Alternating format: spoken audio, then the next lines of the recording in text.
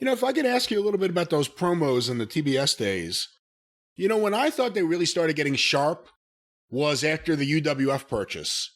Was there heat in the studio between, not heavy heat, but was there issues between the UWF camp, like an Eddie Gilbert and those guys, Terry Taylor, with some of the guys that were there, Ric Flair and various other guys?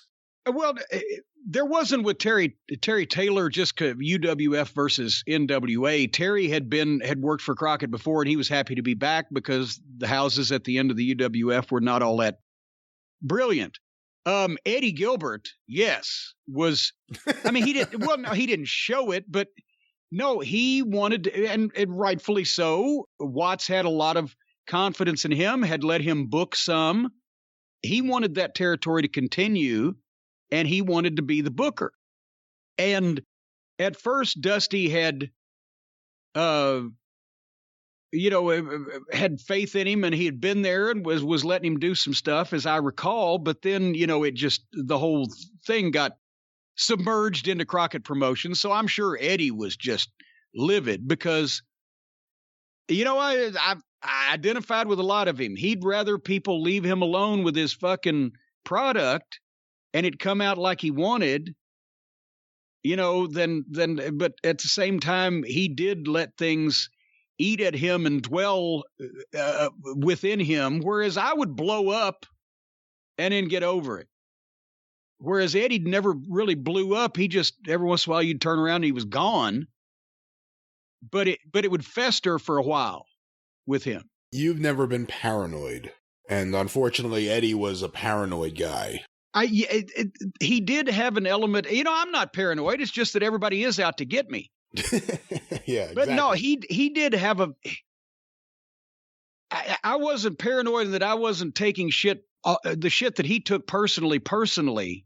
He took a lot of stuff personally. It was just an affront to him, and he would stew on it and fret about it. But then again, but being in the Memphis territory, he's the one that booked me when I left WCW, me and Stan and Steve to come in and turn heel on Lawler and work with Lawler and Dundee and Jeff Jarrett, because Eddie was the booker in Memphis at the start. And I ran a program by him that, he liked. It was about 12 weeks or whatever. And we agreed on everything. And we came in the first week and did the first match. And then a couple of days later, Jerry Jarrett, we were still living in Charlotte, me and Stan were. Jerry Jarrett calls me in Charlotte and says, well, what is the program that you and Eddie had started? I was like, what? Well, Eddie's no longer with us. What? He was just the booker Monday night. Well, he had got mad about something and left. So I told the whole thing to Jerry, who liked it. It involved bringing Fargo in and blah, blah, blah. And I've told this story before in conjunction with, that's when the Gulf War happened, Desert Storm, whatever, 1991, and was knocking us all off television. But anyway, I told Jerry the deal, the angle. He said, okay. And I wrote it down and handed it to him the next week. And he said, well, we'll go with this. And we did for about the first, I think, 6 or 8 weeks. Like I said, TV was knocked off, the war coverage. The towns came up, but they didn't come up as much as we wanted. So then the last night we were going to do a swerve with bringing Fargo in and then do something that would prolong it another 3 weeks or whatever. But Jerry said, well, I can't afford to pay you guys guarantees anymore, because I swear to God, me and Stan had agreed to do it for $300 a night. And we had to go in on Friday nights for TV on Saturday.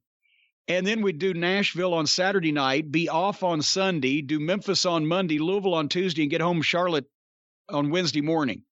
So we were only home 2 days a week to work 4 times that we were getting paid for. So, what the fuck? But he couldn't, at that time, he couldn't afford the $300, he said.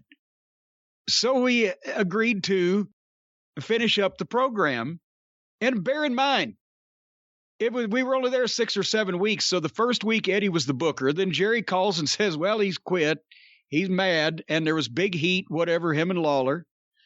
And we do 6 weeks of a program, and we do the blow-off match in the Coliseum in Memphis with Fargo involved. And as we come with Lawler and Jeff Jarrett, and as we come back, me and Stan and Steve, We see Eddie in street clothes running in to attack Jerry Lawler so they can film it and show it on TV Saturday, and Eddie's back after 6 weeks. I'm like, what the fuck? And they went right back to the fucking main event that they had the week before we came in, which was Jerry Lawler versus Eddie Gilbert. Only this time we'd got the house back up to like 12 or 14 grand, and it dropped back to $5, which is where they were when we started the whole thing.